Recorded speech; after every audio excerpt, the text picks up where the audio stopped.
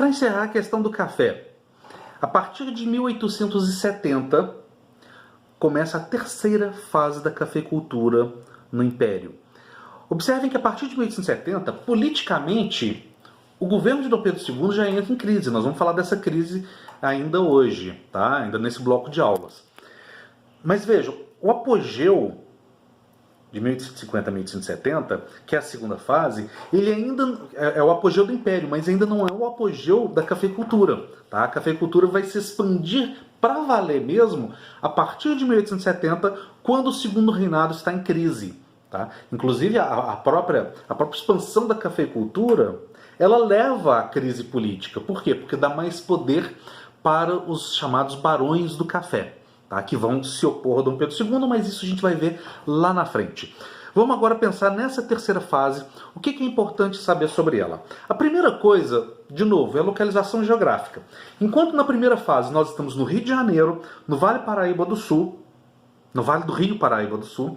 Na segunda fase, nós alcançamos, ainda pelo Vale do Rio Paraíba do Sul, nós alcançamos São Paulo, mas no leste de São Paulo, ali no entorno de Campinas. Tá? Na terceira fase, a cafeicultura se expande para o oeste paulista. De onde que eu estou falando? Estou falando de Ribeirão Preto, principalmente. Tá? São várias cidades, mas Ribeirão Preto se torna o epicentro da cafeicultura. Mais do que isso, a cafeicultura na terceira fase atinge o sul de Minas Gerais, tá? E logo depois vai atingir o norte do Paraná. Beleza? Então essa é a primeira coisa que vocês têm que saber, é a questão da localização geográfica. E daí a gente já extrapola para a segunda coisa. Como que essa cafeicultura chega aqui? Afinal de contas, nós vimos que o café, assim como o açúcar, lá no período colonial, ele tinha que estar próximo do litoral por uma questão de escoamento do produto. Tá? Então ele seguia o fluxo do rio, desembocava no litoral, ia normalmente no Porto de Santos, para ser exportado para o mercado consumidor europeu. O que mudou? Mudou a segunda revolução industrial. Tá? Mudou a chegada de uma tecnologia, que é ainda uma tecnologia da primeira revolução, mas que agora ela barateia e ela se expande para o Brasil, que é a ferrovia. Já existia ferrovia lá na segunda fase. Tá? Já se usava a ferrovia na segunda fase da cafeicultura. Mas agora na terceira fase nós temos uma grande expansão da malha ferroviária, em grande medida graças ao senhor Mauá, que vai ser tema de um vídeo daqui a pouco. Tá? Bom, então vamos lá. Primeira informação, localização geográfica. Segunda informação, não alcançaríamos o oeste paulista, Ribeirão Preto, para a cafeicultura, se não existisse uma ampliação da malha ferroviária. Essa informação, ela despenca nos vestibulares, tá? Terceira informação importante. Por que o oeste paulista, apesar de mais longe da região de escoamento de produto, ela se torna mais importante? Ela se torna mais importante porque o solo era mais propício para a produção de café. Que solo é esse? Na região do oeste paulista, nós temos um solo que vai ser chamado de terra roxa. Atenção, essa palavra é um equívoco, tá? Essa expressão é um equívoco. A terra ela não é roxa, ela é vermelha. Por que ela é vermelha? Porque ela é resultado da decomposição de rochas basáticas e ela é muito rica em magnetita. Isso dá uma coloração avermelhada. E aí o imigrante italiano chegava e falava terra rossa em italiano é terra vermelha. Né? Rosso não é roxo. Mas os brasileiros besta escutavam aquilo ali e falaram, eu estou enxergando vermelho, mas o italiano falou que é roxa, então é roxa. E aí pegou a expressão terra roxa. Tá? Essa terra roxa, né, ela tá para o café no Brasil como o solo massapê lá do Nordeste está para a cana-de-açúcar. Tá? Então, sendo um solo especial, né, que aumenta a produtividade do café, a cafeicultura vai de fato ter um grande boom, uma grande explosão aqui nessa região, quer dizer, próxima a Triângulo Mineiro, mas principalmente um pouco mais para baixo ali em Ribeirão Preto, ok? Bem, terceira informação muito importante, ou já estamos na quarta informação muito importante sobre a terceira fase.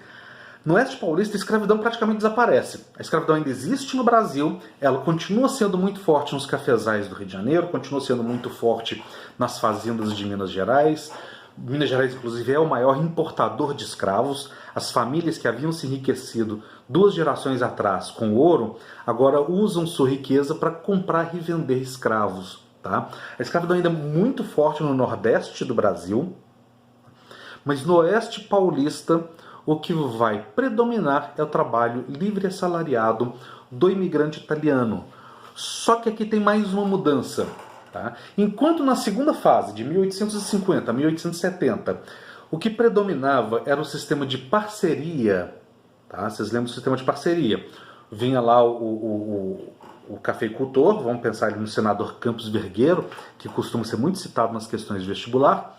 O Campos Vergueiro manda um navio lá na Itália que se carrega de imigrantes, eles chegam aqui, né, enganados, nem todos, mas era muito comum, eles chegam endividados, vão ter que pagar pela terra que receberam, vão ter que pagar pelos primeiros meses até conseguir produzir alguma coisa de alimento, né, e vão pagar com uma cota de produção de café. Tá? Isso é lá na segunda fase, onde predominava o sistema de parceria. O que muda agora? O Estado intervém na economia. Claro que isso vai deixar os cafeicultores do Oeste Paulista pé da vida. Não por acaso, eles vão pouco a pouco aderindo a um liberalismo cada vez mais radical que está associado ao republicanismo. Tá? Mas o Estado intervir na economia se torna a regra do trabalho nos cafezais. Como que o Estado intervém? É ele, o Estado, que é responsável por mandar navios para buscar imigrantes. Isso muda alguma coisa? Muda, porque agora esses imigrantes que vêm, eles não estão mais submetidos ao sistema de parceria.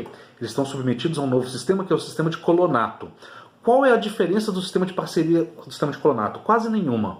Tá? São só 2 diferenças. A primeira diferença é que quem é responsável por trazer essas famílias é o governo brasileiro. Não é mais uma iniciativa privada. A segunda diferença é que, além de receber as terras, ele vai receber também, essa família vai receber um salário. Tá? Então, ele está endividado? Tá, ele tem que pagar pela terra. Tá? Ele tem que produzir uma determinada cota de café durante o ano? Tem que produzir. Tá? Mas, além disso, ele recebe um salário. Tudo bem?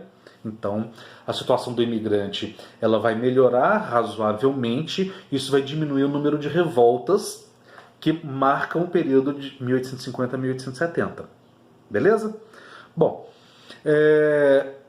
como eu já tinha deixado bem claro, na hora que o café se torna o principal produto na pauta de exportações brasileiras, ele vai ficar ali durante muito tempo. Só para vocês terem uma ideia, durante o governo JK, nós já estamos agora 100 anos depois, o café continua sendo responsável por cerca de 60 a 65% das exportações do Brasil. Tá?